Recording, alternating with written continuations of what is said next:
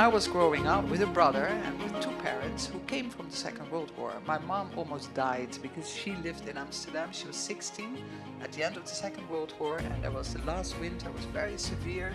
The distribution lines were cut off, and so there was hardly any food.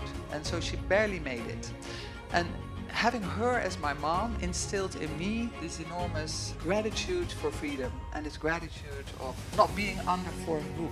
That was something that was very important for her. We are very open to have partners and friends, and this is important to us, not because we want to expand. The NATO is not going anywhere. We are where we are in our North Atlantic region, but it's important that we are able to talk at different levels with different countries. And that's why we also are here to forge our dialogue through civil society engagements and others. So this will be a conference, an exercise of intellectual inquiry, more than just discussions. So we will be exploring what's not been explored so far with respect to, can India, which is a harbinger of peace and security in the Indo-Pacific, in the global south, and across gradually over the world, can India build a trustworthy relationship with NATO, and does the converse also hold true?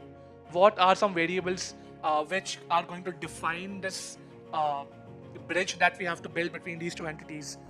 Knowledge of a great man is like a cloud filled with water, so that is why it is down and, most importantly, ready to shower over everyone else. That's what we hope to do today: shower over knowledge, to generate ideas, and most importantly, to engage in questions and discussions that are most important for youth and the country of India and NATO. As we are teaming up with Geostrata, who actually started as a think tank of young people in the universities, I think we're also going to reach a lot of young people. I actually got the job at NATO, so I couldn't believe it. It was just so amazing.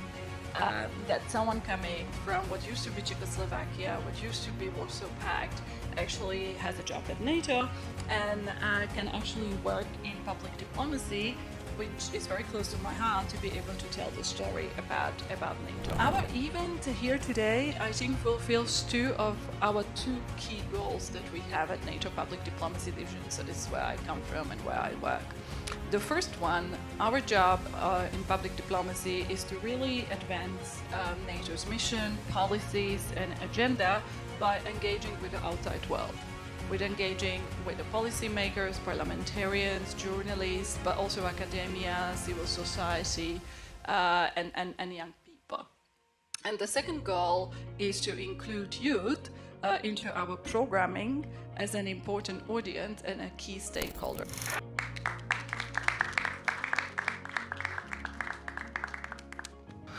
Good morning and welcome to New Delhi. It has been over 10 months of planning for this conference, and today is the day when we can finally give effect to the Geostrata's vision of promoting a distinctly Indian take on world affairs. To that effect, we conceptualized the NATO-India Youth Conference a few months ago, and it is only because of the sheer and unbending support of our partners, NATO, the North Atlantic Treaty Organization, the host of this conference, the Embassy of the Netherlands and the Ambassador of the Netherlands to India, and Konrad Adenauer Stiftung, a German think tank, that we are able to bring this gathering to life. And it's not just any other dialogue that happens across the corridors of India. What distinguishes this conference from those which we have been attending so far is the very fact that it is something which is not discussing status quo. It is not even discussing something which figures in the mind of an Indian audience. When we talk about foreign policy in India, the questions that occur in our minds are, global south, equity, fairness, all are valid questions. But we also have to acknowledge the fact that these are platitudes to wider ideals of democracy, rule of law, and a liberal international order, all of which can only be underpinned, as they have been underpinned over the past 100 years, by collective security, by confidence building measures and by mutual trust. And what better example of all of that other than North Atlantic Treaty Organization? So this will be a conference, an exercise of intellectual inquiry more than just discussions. So we will be exploring what's not been explored so far with respect to, can India, which is a harbinger of peace and security in the Indo-Pacific, in the global South, and across gradually over the world, can India build a trustworthy relationship with NATO? And does the converse also hold true? What are some variables which are going to define this uh, bridge that we have to build between these two entities, right? These are questions which have not been debated so long in Indian foreign policy circles. So in that sense, this is not only just a conference, but it's an intellectual activist conference where we will try to understand, whether such an engagement is even possible, and to that effect, whether what would be the terms of such an engagement. So it's not so much as answers that we are giving, but questions that we have to ask. So lastly, this is the inaugural edition of the conference. Uh, we aim to institutionalize this conference as a recurring annual format, and in that sense, we will be taking forward this initiative of debating and trying to understand these terms and building upon these month after month and year after year. And we would be very grateful if we could have all of your support and intellectual wisdom today in this conference and beyond. So with that, we would like to begin this conference, and yeah, thank you so much.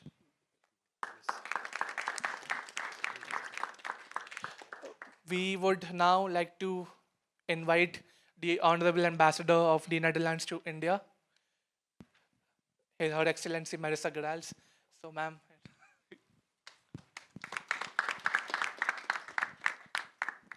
Yes, thank you very much. And warm welcome to our home here in Delhi. My husband Peter, he's over there. I think some of you might have seen him already. We live here now for 1.5 years, and it's a great pleasure and a great honor to be accredited to your beautiful country. I'm very happy to have this audience. It's a very mixed audience. I think it's a mixed audience of people from different parts of the world, but also of different ages. But I think as we are teaming up with Geostrata, who actually started as a think tank of young people in the universities, I think we're also going to reach a lot of young people and a lot of young people in India as well. So I'm looking forward for that engagement, for that dialogue. And I liked very much, Asish, what you just said, this intellectual inquiry, because I think that's what we need. We need this kind of inquiry to understand each other much better. And I think it's a wonderful week as well to organize it, because this is the week of the Raisina Dialogue. And the Raisina Dialogue is this wonderful initiative by your Ministry of External Affairs and ORF, a big think tank here, who is bringing people together from all over the world to have very interesting dialogues on very challenging issues of our time. And even more so now, because we're actually witnessing unprecedented shifts in the geopolitical landscape. And that makes it even more important to come together and to talk. And I think India has a very important role to play. And thank you very much for taking up that role and actually organizing this together with NATO. So I'm also very happy to see my friends from NATO here. Warm welcome.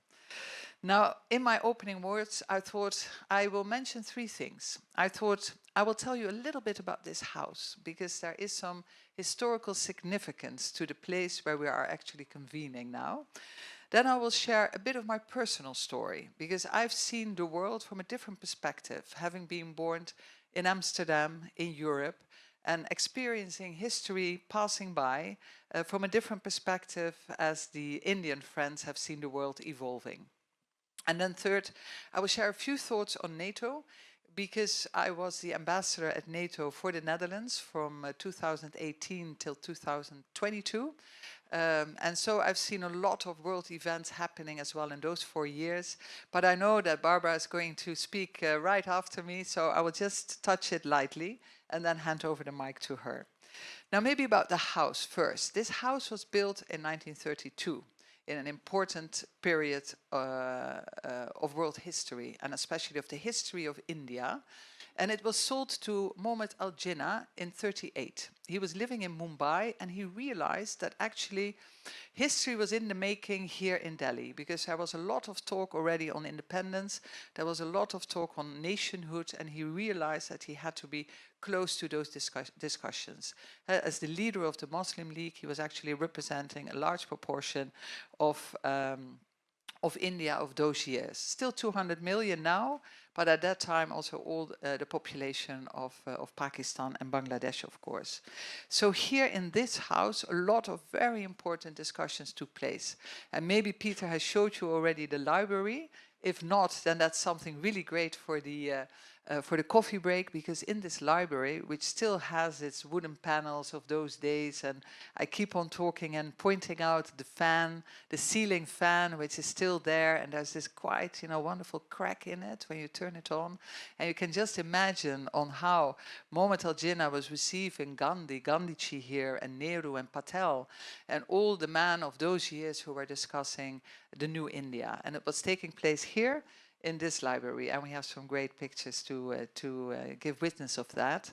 And his last press conference was held here in the garden just before he left for Pakistan, where he became the first governor.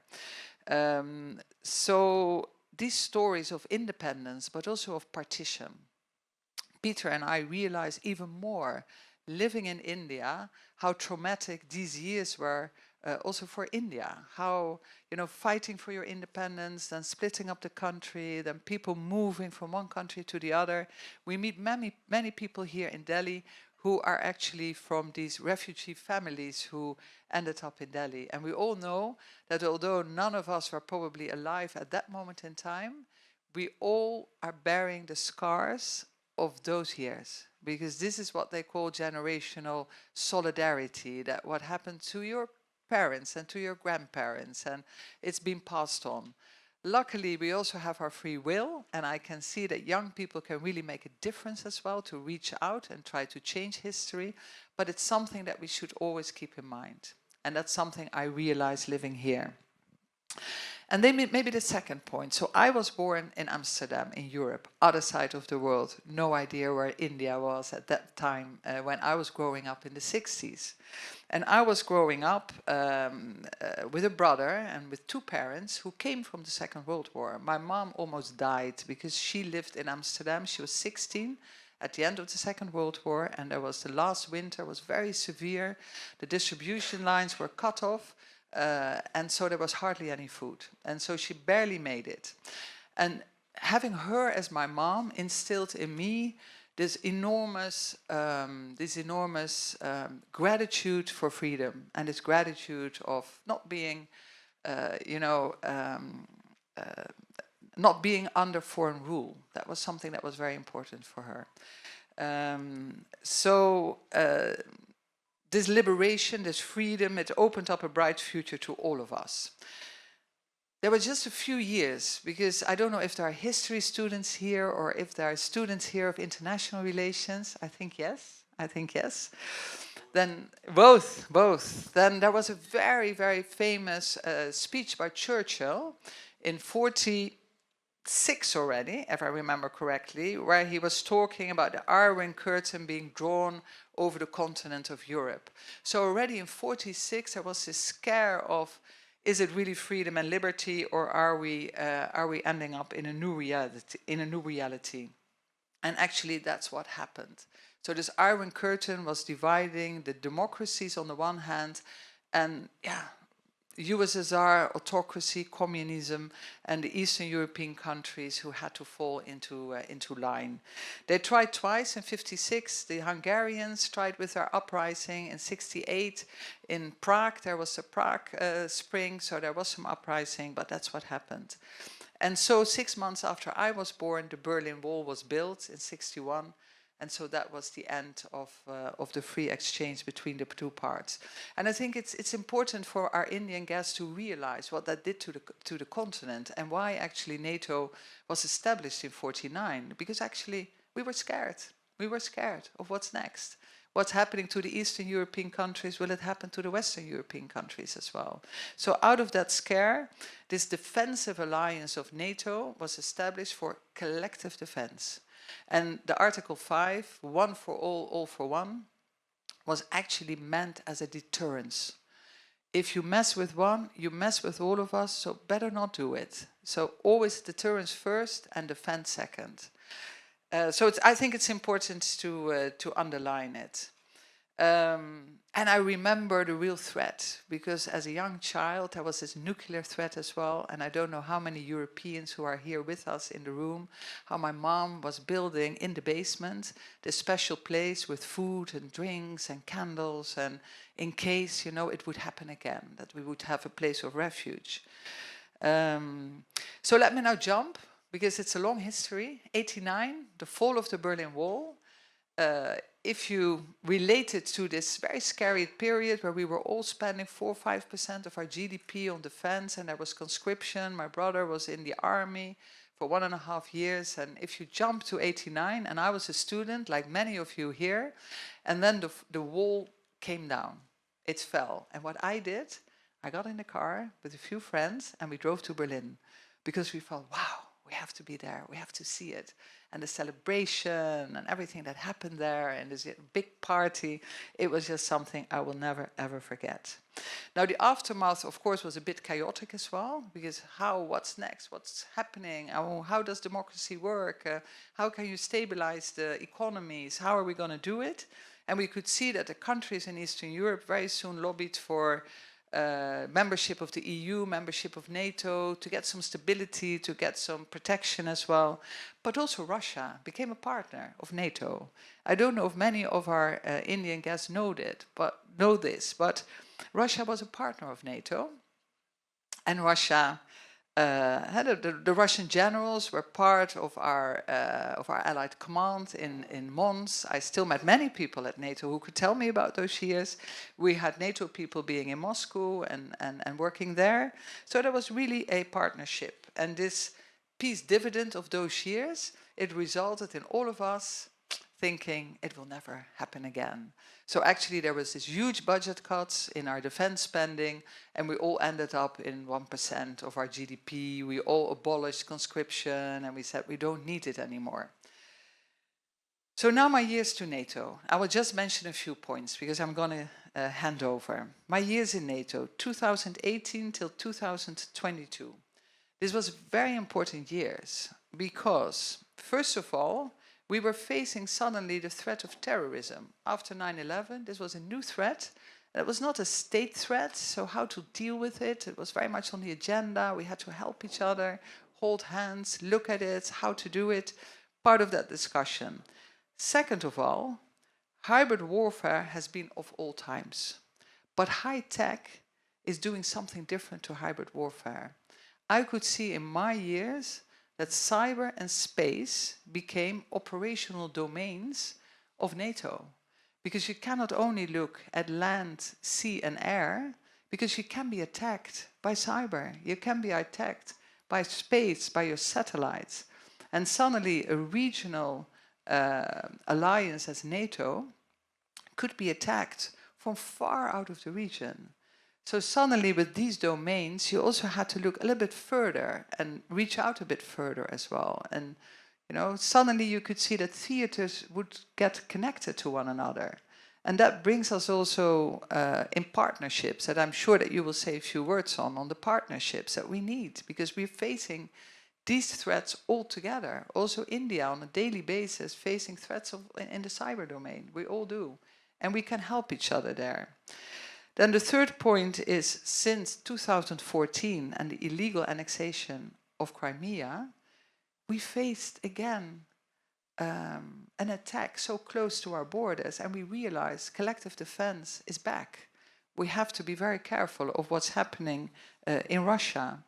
And then the fourth and last one is that COVID was teaching all of us that there are other vulnerabilities.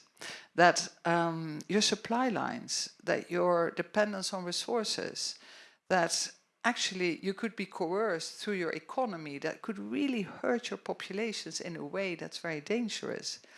So in a hostile world, suddenly economic dependency became also a subject that we should really look at very seriously. And that's what we did. And that's what we did. And I think in this globalized world, We all face these vulnerabilities together. And I think we need each other. We need trusted friends. We need trusted partnerships to protect our people, to protect our values, and to protect our interests. And I think for us in the West, NATO and India being the biggest democracy in the world, we share values, we share interests, and I think there's a lot of common ground to talk to one another and see through this dialogue, this intellectual inquiry, how we can understand each other and how we can help each other to be in a safer place. And I think it's time to announce Barbora Maronkova. And actually, she's from Slovakia. So I was born in the Netherlands and was looking at our continent from Amsterdam while you were from Slovakia, seeing the other reality, and we came together as allies. And you were here for Raisina, and you're here with us to share the story of NATO and to actually have this dialogue, answer questions, listen to insights, listen to comments, and see how we can learn a lot from each other. So thank you so very, very much for being here with us.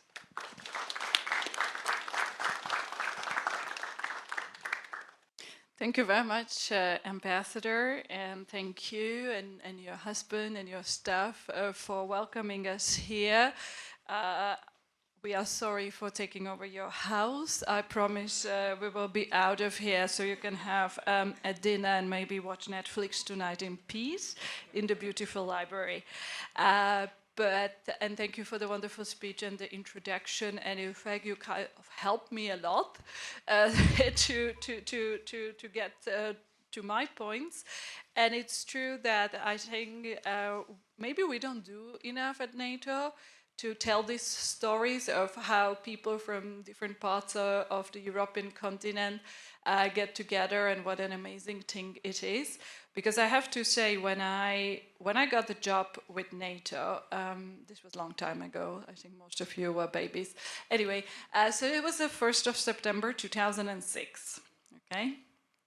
And my country just became member of NATO in 2004, and I was the first Slovak citizen to get a job at the NATO international staff.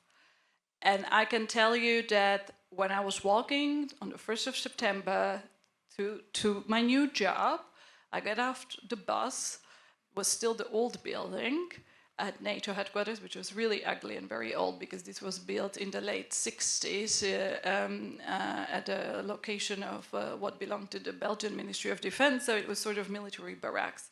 And it was supposed to be temporary, but yeah, temporary means a lot of things. Anyway, so I'm walking on the 1st of September into this not that impressive building, hosting a very impressive organization.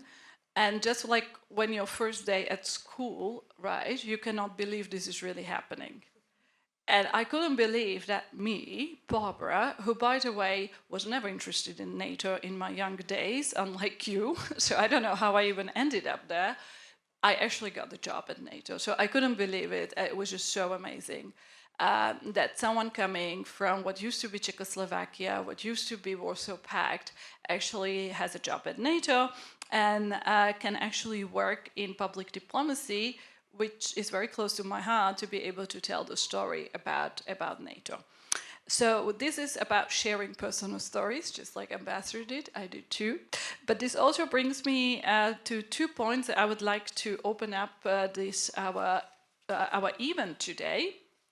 Again, firstly, great thank you to Geostrata, who actually approached me last year at our event at the Raisina Dialogue, introducing themselves, giving me a business card saying, oh, we want to do something with NATO. And this is what happens 1 year later. Of course, we wouldn't be able to do it without the support of friends and colleagues and former colleagues, so thank you to CAS and ORF and obviously the Dutch Embassy. Our event here today, I think, fulfills 2 of our 2 key goals that we have at NATO Public Diplomacy Division. So this is where I come from and where I work.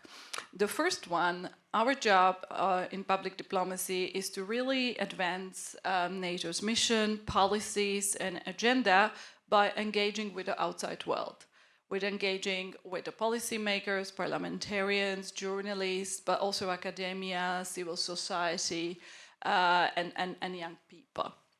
And the second goal is to include youth into our programming as an important audience and a key stakeholder. So let me go a little bit into both of these points very, very briefly.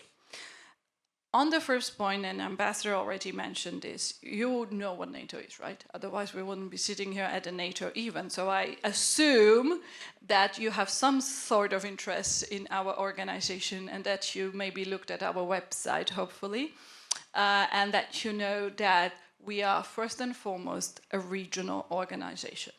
So our main job and our mandate is collective defense.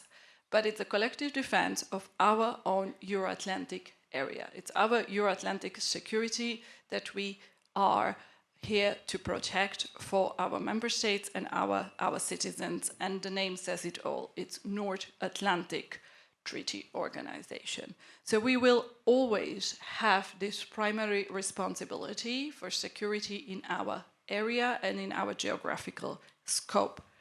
However, that doesn't mean that we don't have friends and that we don't talk to the others, that we don't reach out beyond our borders. And there are many reasons why we have to do that. It's not just that we want to do that, we also have to do that. And why is it? Because the world today is super interconnected, right? I mean, it's economy, it's trade, it's technology, it's people to people. The ambassador mentioned the Resina dialogue. I also have it here in my notes because it's a perfect example. I mean, the last 3 days, there were people literally from all over the world. They were from the US, from different European countries, from different African countries, from Asia, from East Asia. There were, I think, also representatives of Peru and a few other Latin American countries. So this is really showing how interconnected and global world we are living in. But at the same time, the downside of this interconnectedness is that also the bad things are interconnected, right? Someone once says, like, the best international interconnected are the organized crime groups. They're the best internationally connected, honestly. So you have really complex interlinkages that go between terrorist organizations and terrorist groups, and you know this more than anyone else. But also cybercrime, hacking, you can get scammed by someone sitting on the other side of the world. Illegal trade in pretty much anything and everything, from weapons to drugs to, unfortunately, humans as well, and many other things. Just as these different threats and security challenges are interconnected and they span across different countries and continents, if we want to have a response to them, if we want to prepare, mitigate, and deter against this, we need others to work together because we cannot do it alone. So if the others are interconnected, we need to be interconnected. NATO has already thought of this back 30 years ago. And we created something which is called our partnerships policy. Today we have over 35 official partner countries around the world. We have built it over 3 decades. We started first in our neighborhood with my country, for example. In the 90s, we created a Partnership for Peace program, so to speak, where all the countries of the former Soviet bloc, of the Warsaw Pact, became partners of NATO. Because actually we thought, like, oh, we can learn something from each other. I mean, we all have benefited from NATO coming to us, the advisors, the many, many advisors I still remember coming and helping to reform our security and defense. Coming to my Ministry of Defense and advising us how to reform basically our armed forces to meet the NATO standards, and this was happening across the board in many of the countries that were part of the Warsaw Pact. So that was the original idea. But then, again, as the ambassador mentioned, there was the threat of terrorism. We had 9/11, but we also had a lot of terrorist attacks happening in our member states. And the threat of terrorism was growing. So that was something NATO had to think about. And we had to also find new friends and partners in a broader neighborhood. So that's why we established our partnerships in North Africa and Middle East, later in the Gulf. We have a so-called ICI, Istanbul Cooperation Initiative, But then again, you know, the world is changing. So if the world is changing and things keep on happening, we had to adapt, we had to react. And that is why we have constantly been adapting the alliance in order to be able to face all the new security threats, as Ambassador mentioned, including the hybrid threats. Issues of emerging new technologies, issues of space, of protecting our cyberspace. So these are all the new things that NATO has been dealing with in the last 10-15 years. We have adopted our strategic documents to reflect this. We have something which is called the NATO Strategic Concept. That's our key document. Actually, we made it public. The strategic concepts of NATO have been public since the end of the Cold War, which I think is quite an impressive thing for a political military organization to actually show what is our strategic thinking. The latest one is from 2022, so you can read it, you can find it online, and it really gives you an idea of what is NATO looking at. We have a 360-degree approach to security, so from north, east, south, west. Obviously, Nordic countries very concerned about the Arctic.